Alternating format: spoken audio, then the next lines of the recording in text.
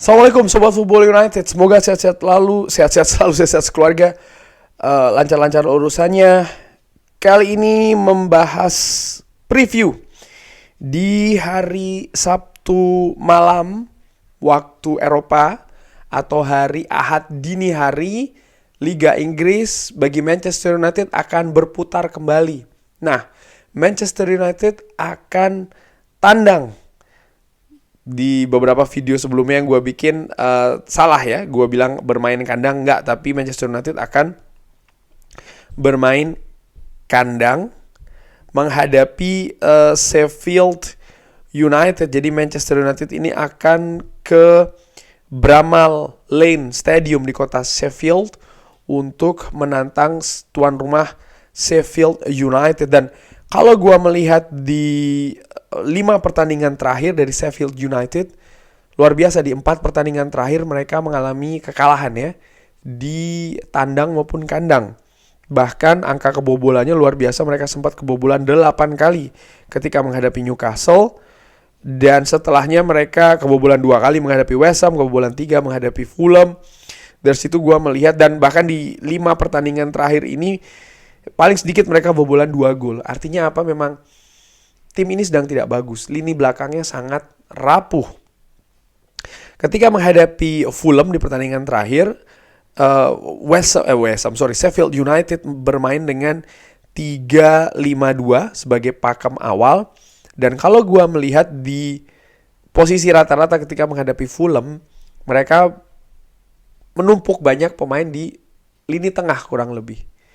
Dan ini memberikan peluang bagi Manchester United, dan ditunjukkan juga oleh Fulham ya, ketika mereka bisa menembus lini tengah dari Sheffield United, mereka langsung berhadapan dengan 3 defender, 3 pemain bertahan dari Sheffield United. Dan kalau gue lihat di statistik ketika menghadapi Fulham, luar biasa. Fulham expected goals, expected assist, ball possession, total shot, dan juga on target, mereka sangat dominan ketika menghadapi Sheffield United. Expected goal 2,2 ya, tapi mereka mampu menciptakan 3 gol. Ball possession mereka unggul telak. Total shots pun juga sangat telak, 20 berbanding 5.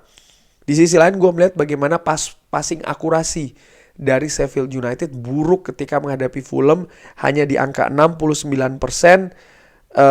Fulham sangat dominan di sisi permainan, dribbling, duel ya, mereka sangat lebih banyak memenangkan daripada Sheffield United. Dan sekali lagi ini membuka atau memperlihatkan peluang itu sangat terbuka bagi Manchester United, karena secara teknis gue menilai Manchester United masih lebih baik dibanding Fulham, baik itu secara individu maupun secara kolektif.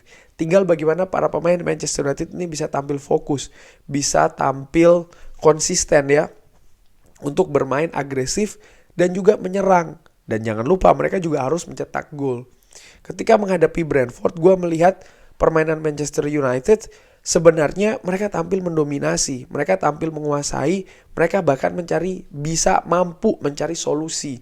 Salah satu kelemahan menurut gue ada 2, yaitu adalah konsentrasi dan juga ketajaman.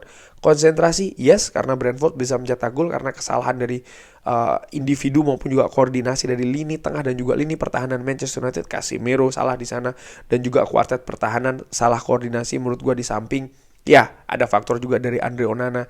Namun ketika Manchester United berusaha untuk membalikkan situasi, selalu terbentur dengan ketajaman di depan. Tidak bisa atau belum bisa mencari solusi berupa gol ya kan. Dan memang akhirnya datang setelah ada perubahan strategi dari Erik ten Hag yang menurut gue juga sangat jitu ya.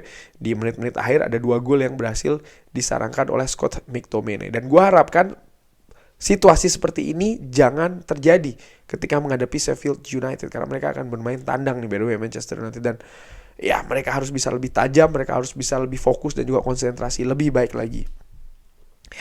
Manchester United kalau dilihat dari papan klasemen saat ini berada di peringkat ke-10 dengan nilai 12. Tapi kalau kita lihat calon lawannya itu adalah Sheffield United, mereka menghuni dasar klasemen dengan hanya 1 poin sejauh ini. Dan kalau dilihat dari rekor mencetak gol dan juga kebobolan, Sheffield United ini sangat buruk ya, mencetak gol paling sedikit 6 gol. Tentu saja angka ini sama dengan Luton, namun angka kebobolannya ini terlalu besar, 22 gol.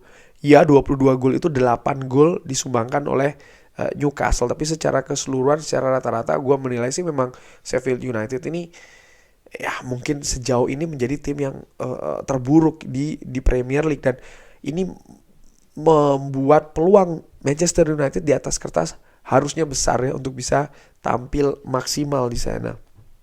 Manchester United sendiri di 5 pertandingan terakhir berhasil memperoleh 3 kemenangan dan juga 2 kekalahan. Manchester United berhasil membalikkan situasi setelah sebelumnya menerima 2 kekalahan beruntun ketika menghadapi Crystal Palace dan juga Galatasaray, di mana 2 kekalahan itu gua menyoroti betul banyak faktor kesalahan individu dari para pemain Manchester United yang akhirnya menghukum tim secara keseluruhan. Dan gue harapkan ini tidak terjadi ketika menghadapi Sheffield United. Pemain bisa lebih solid secara individu, karena ternyata individu-individu itu bisa sangat berpengaruh ke permainan kolektif Manchester United ya.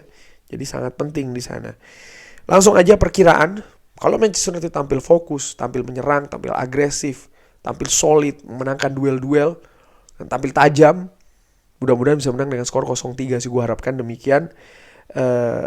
Dan kalau berbicara mengenai komposisi utamanya lini belakang dari Manchester United ya, Lisandro Martinez masih akan absen. Tapi siapa nih yang akan menempati posisi back tengah? Kalau gue flashback, gue melihat situasi ketika Manchester United menang 3-0 menghadapi Crystal Palace. Di sana duetnya adalah Varane dan juga Maguire. Kenapa gue ambil ketika menang 3-0 di Carabao menghadapi Crystal Palace? Karena menurut gue ini salah satu penampilan terbaik di beberapa pertandingan terakhir Manchester United. Dan gue melihat lini belakang pada saat itu, Harry Maguire khususnya tampil oke, tampil bagus. Dan duetnya adalah seorang Rafael Varane yang sayangnya harus diganti karena ada gangguan ya kan, gangguan fisik di situ. Dan yang gue lihat juga bagaimana komposisi lini tengah, Casemiro diduetkan dengan seorang Mason Mount. Dan di pertandingan terakhir ketika Manchester United menurut gue juga tampil luar biasa, menang 2-1 menghadapi Brentford, Harry Maguire lagi-lagi ditampilkan dan diduetkan dengan Johnny Evans. Di posisi lini tengah, Sofyan Amrabat digeser ke tengah ya kan, dari sebelumnya posisi bek kiri diduetkan dengan seorang Casemiro.